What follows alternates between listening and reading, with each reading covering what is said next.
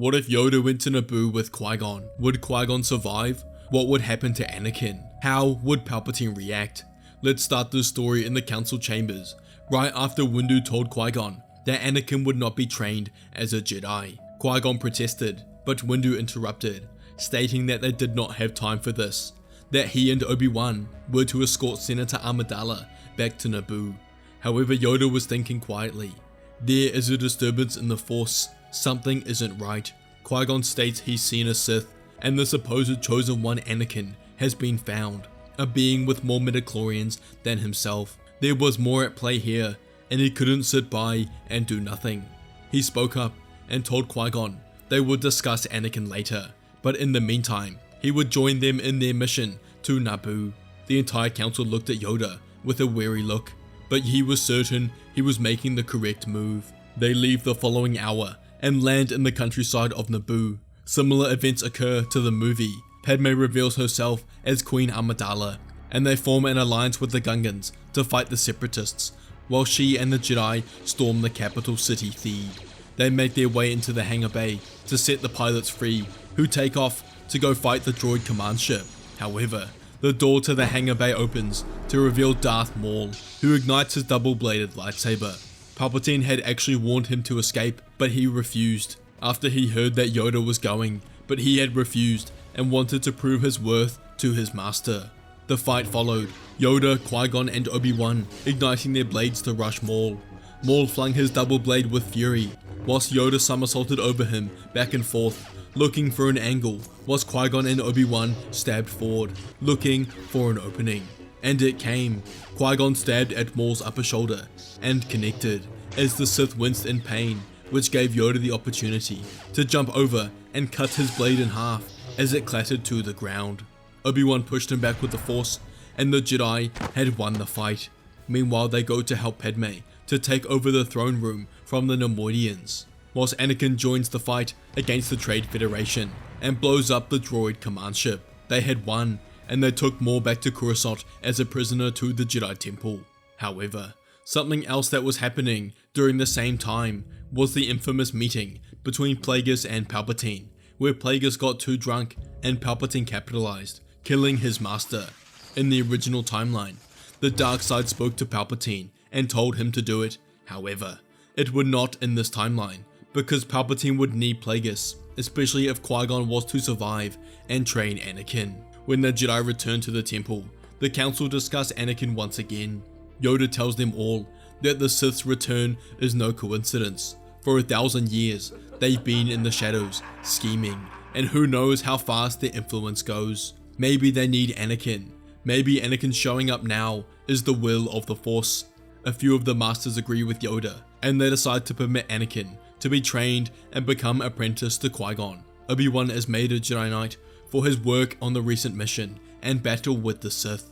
The Jedi attempt to interrogate Maul over the following weeks and months, but he is silent, not even muttering a single word. Palpatine becomes Chancellor, and in the following days after, declares Hago Damask, or secretly Darth Plagueis, as co-Chancellor, and the Sith successfully take over the Republic. They begin implementing the next stages of their plans, giving Dooku control to form the Separatist movement, whilst they begin the creation of the clone army on Kamino, with the inhibitor chips encoded with Order 66, with the power to force the clones to turn against the Jedi. Yoda was cautious after coming into contact with the Sith. He knew something needed to be done, and they couldn't wait idly for the Sith to reveal themselves. He created a task force in the Jedi Order, made of 5 Knights and 3 Masters, with the goal to find out everything they could about the Sith, every whisper from the last 1,000 years, and attempted to track them down. But he knew there was little hope, especially since the Sith were able to hide for 1,000 years. Qui-Gon begins training Anakin shortly after, and he was the perfect master for Anakin.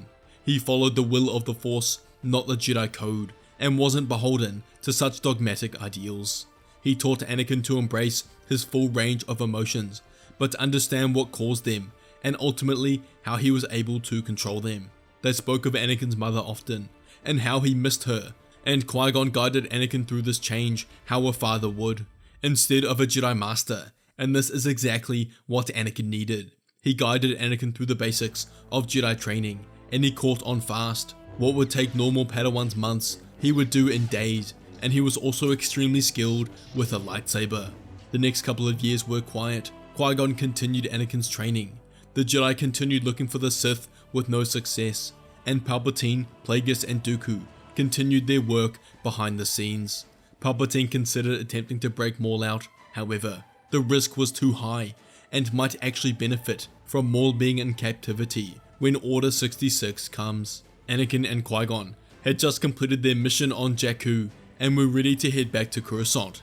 However, as Qui-Gon was about to enter hyperspace coordinates on his ship, he felt a disturbance in the Force. Something was out there in the Force calling to him, and he decided to live in the present and follow this call. He closed his eyes and let the Force guide his hand as he entered random coordinates in the Navi computer, and they entered hyperspace, not sure where he was taking them. After a few hours, they exited hyperspace, and Qui-Gon looked out of the window to see a bi-pyramid structure. It wasn't a planet, but it was extremely strong in the Force. It opened, and he and Anakin entered. Their vision went white, and they lost consciousness. They woke up on a stone platform, similar to that of a dueling arena. This place felt ancient, and it was definitely strong in the Force. Qui-Gon and Anakin look at the stone paving, the symbol of Ashla and Bogan. They feel him arrive before them out of mist, the being that brought them here. The father appeared and greeted Anakin and Qui-Gon. He thanks them for coming, that he's waited for this day for a long time. He explains where they are, that this realm is a conduit, a reflection of the living Force, and that he is its keeper. He is the father, and for thousands of years, he has maintained balance in the Force, the same balance that Anakin is destined to achieve. He tells Anakin he has called him here as he wishes to train Anakin himself, and turns to Qui-Gon and says that only with his master's permission, of course. Qui-Gon thought about it. His entire life, he's been a stark follower of the living Force, and it's all led to this moment. He tells the father, of course, and he turns to Anakin, telling the young boy that his next journey in the Force starts now, that the father would be a better master than he ever could be. However, he will miss him, but is excited to see the man he becomes. Anakin hugs his master Qui-Gon, who boards his ship and has one last look at Anakin, who's smiling back at his master, and he leaves Mortis. He goes back to the Jedi Temple, and the council asks Qui-Gon where Anakin is, but he only tells them that he's following his own path in the Force, and in time, he will return to them. They weren't really satisfied with this answer, however. Qui-Gon was stubborn, and this was all he was planning on saying. Anakin's time on Mortis began beneath the guidance of the daughter. Much of it was spent walking through the living landscapes shaped by the Force itself.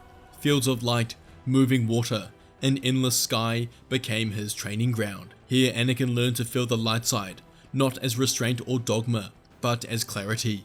The Force could flow through him here without resistance, when he allowed himself to let go of fear, expectation, and outcome. He learned to listen rather than command, to move with the flow of life rather than against it.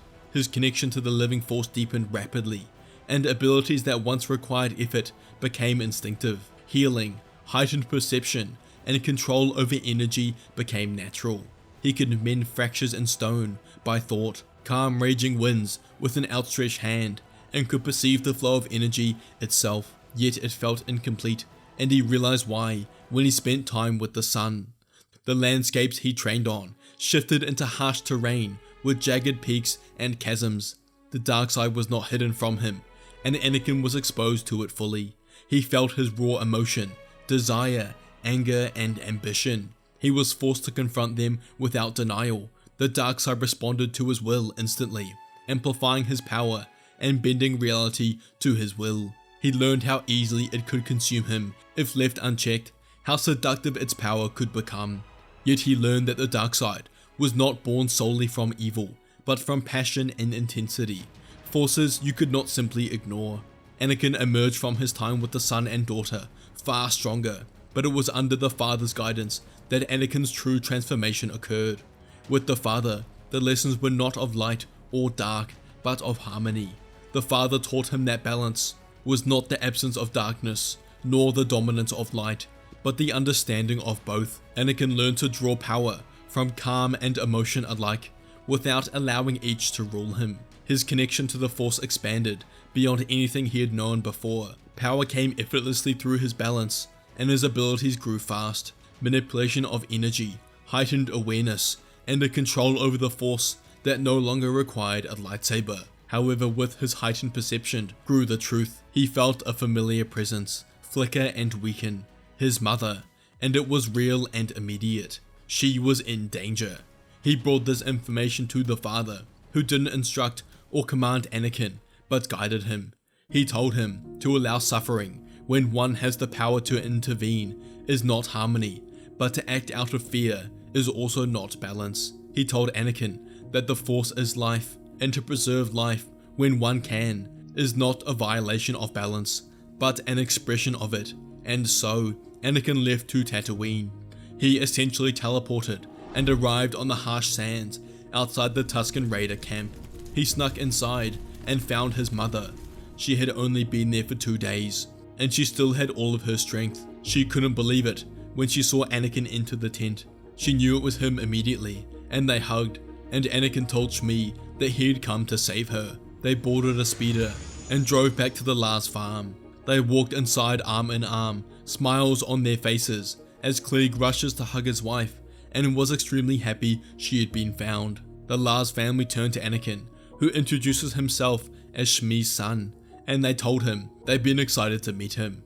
But they can feel in the energy of life that Anakin is more than a normal being, more than a normal Jedi. Anakin left the Lars and went back to Mortis. He had acted to save a life without surrendering himself to fear of consequence, and with this had maintained his balance, and was actually a test the father had put him through. Meanwhile, around the galaxy, the Clone War erupted, led by Plagueis and Palpatine, who had managed to extend their term in the Senate. The galaxy was thrust into war, the Jedi leading the conflict, which is exactly where the Sith wanted them, and they waited for the right time, where they could blame the war on the Jedi to activate the inhibitor chips inside the clones' heads and take control of the galaxy for themselves. However, something the Sith feared was Anakin Skywalker. He had been proclaimed the Chosen One, destined to defeat them. However, he had gone on a mission, and only Qui-Gon knew where he was, but refused to say anything. Could the Jedi be hiding him? Could he be doing some secret training? They didn't know, but would be ready for when he revealed himself. Meanwhile, Qui-Gon initially fought in the war, but after a year, decided he could no longer. He knew the Sith were behind the war and didn't want to play into their game, and became a conscientious objector. He thought about Anakin often, and waited for the day he would return to save them. But as the war continued, more months passed. He couldn't help but let the doubt trickle into his head. Did something happen to Anakin? Did he fail his training on Mortis? Was he ever the Chosen One? But he shook these thoughts from his head.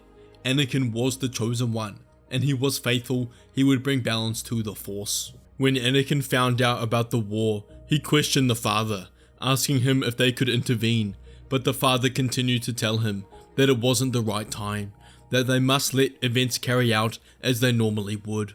Anakin struggled to watch as the innocent around the galaxy paid the price in the war. He thought these were the exact people he was meant to help and protect. However, with time, he realized why the father wasn't intervening, and he confronted him with the truth. He told the father he's been holding out because he wants the Sith to carry out their plan. He wants the Jedi to be purged, and only then will he intervene. The father congratulates Anakin on finding out the truth, and he explains why the Jedi must lose this war. He asks Anakin to ponder the thought, if there are over 10,000 Jedi, yet 2 Sith, is that balance? If there are 5,000 Jedi and 2 Sith, is that balance? If there are 10,000 Jedi and no Sith, is that balance? The answer to them is all no, and the father tells Anakin, for far too long, the light side of the Force has dominated, and the reaction of the dark is to grow its strength to combat the light, and that result is the Sith Order. He tells Anakin the Jedi must be purged since the light side is too powerful, but that doesn't mean the Sith will win, and he asks Anakin what he would do instead to achieve balance. Anakin thinks that the endless cycle of Jedi and Sith has corrupted the galaxy for thousands of years. If this wheel of power could break, then perhaps the galaxy would find peace, and he realizes what must happen. The Jedi must once again accept the dark side. They must go back to the times of the Jedi of old, when they would accept the teachings of both Ashla and Bogan, the dark and light side of the Force, to create harmony between them, to become the true guardians of peace in the galaxy. The father smiles and congratulates Anakin, telling him that he is the chosen one, and one day his power will far surpass his own. However, back on Coruscant, the time had come. The galaxy was ready. The Clone War had caused enough devastation, as Plagueis, Palpatine and Dooku sat in the Chancellor's office. They activated the comm system and executed Order 66. They bathed in the death of the light side and used it to increase their power. They went to the Jedi Temple alongside the clones and began the purge. They cut down Jedi after Jedi, Masters, Padawans and Knights alike. They came into contact with the Council on the planet Windu, Fisto, Shakti, Kiadi Mundi, Agen Kolar, but they were no match for the 3 Sith Masters, who cut them down in their own chamber. Windu was the last to stand, but Plagueis scorched his skin with Sith lightning. They stood over them, triumphant. However, they all sensed it at the same time. An extremely strong being has emerged behind them. They turned and saw Anakin Skywalker, the chosen one, growing up, and all of their fears have been realized. The Sith attack at the same time, all 3 of them sending lightning at Anakin, but he blocked and sent it flying back at the Sith. They ignited their sabers to block, but Anakin cast a Force light, blinding them temporarily, whilst Anakin scorched Dooku with red lightning and gripped Palpatine's windpipe with the Force to choke the life out of them. They tried to cast up their Force barriers to surround themselves, but Anakin's power shattered it with ease. Plagueis was the only one left and spat at Anakin, calling him an abomination, but Skywalker said on the contrary, the Sith philosophy is the closest thing to an abomination there is. He told Plagueis he would show him the true nature of the dark side, and sent a ray of pure dark side energy at Plagueis, who conjured a Force shield, attempting to block, but it was shattered to pieces, and caught Plagueis in the chest, ending his life. Anakin reached out with the Force, sensing that there were around 120 Jedi still alive around the galaxy. He knew the time was right as he traveled through the temple, rendering the clones unconscious, and went to Palpatine's office and activated his comm station, sending out his command, Order 65, to stop the clones from killing the Jedi. Anakin went to the Jedi's communication room to activate a beacon, calling for all Jedi to return. He waited for a few days as the 120 Jedi grouped at the temple. Yoda, Obi Wan, Qui Gon, Plo Koon and Saesee Tiin met in the council chambers as Anakin walked in. Qui Gon knew it instantly when he saw Anakin, and thought he had felt his presence return around the galaxy. They could sense he was extremely strong in the Force, but also sensed the dark side was with him. Obi-Wan called out to Anakin, asking if he defeated the Sith. He said that he did, but only after he allowed them to carry out their plan. The Masters looked at each other as Saesee Tiin asked him why. Anakin proclaimed that as the chosen one, he was destined to bring balance to the Force, and that doesn't mean just to defeat the Sith, but to save the Jedi Order. As for the last 1,000 years, there have been around 10,000 Jedi around the galaxy. He asked them, is this balance? No, this is light side domination, far from balance. He tells the Masters to think back to the stories of the ancient Jedi, mastering Ashla and Bogan, the light and dark sides of the Force to achieve balance. This is the only way forward in the Force, and the Jedi need to be purged so that the Order would be open to this tremendous change. Opening up to the dark side doesn't mean the Sith ways. The Sith's ideals of the dark side was a perversion of what it really is. The dark side is about passion, anger, and power, not evil. The Masters look around with confused look on their faces, but Qui-Gon speaks up and tells them that Anakin is right. Far too long have the Jedi followed the light side of the Force rather than the Force itself. It's the Jedi's fault the Sith rose to power, started the war, and caused so much destruction. No one else is to blame, and to move forward, they must accept the dark side to achieve balance. Obi-Wan says he agrees, followed by Qui-Gon and Saesee Tiin. Yoda turns to Anakin, asking how they can move forward after studying the light side for so long. And Anakin tells them all, from now on, he will return to the Jedi to become a lead member to bring them through this time of greatest change. Together they will create a curriculum of the dark side, not like the Sith, but to achieve balance in the Force. They accept, and Anakin feels a tangible change in the Force, as for the first time in 1,000 years, it's once again on the correct path. Anakin went back to Mortis to meet with the father, who congratulates Anakin on his success, that he has brought balance to the Force and has put the Jedi back on the correct path, and now he is ready to take his place as the father when he dies. But Anakin tells him that's not something he can do. He wasn't created to remain on Mortis, but to be in the physical galaxy and carry out his duty there. But he also tells the father that he will do his role as the father, but by proxy. He will link the power of the son and daughter to him through the Force. They will remain on Mortis while Anakin is around the galaxy, and his internal state will directly affect them. If Anakin tipped too far towards fear, anger or possession, the son on Mortis would grow in power. And if he tipped too far forward towards serenity and compassion, with the absence of reality, the daughter would grow in power. The father accepted and told Anakin he was happy with this and would watch him on his journey around the galaxy, but asked that he joins him on his final day. Anakin hugs the father and promises they will meet again. Anakin goes to the Jedi Temple in his new room, where he begins thinking about the past. He's come so far and thinks back to his mother on Tatooine. He still owes her a great deal, and one of the first things he will do is bring her and the Lars into the core, out of the harsh suns of Tatooine. But there's also someone else he wants to see again. Someone he hasn't seen in over a decade, but has thought about constantly. The angel he met on Tatooine, Padme Amidala, the woman he loves, and in time would seek her out to become his partner in leading the galaxy towards prosperity. Hey everyone, really quick, for the entire month of January at Fantasy Sabers, we are giving away a free negotiator deluxe saber with every order over $250. Thanks again, and I'll leave a link in the description below.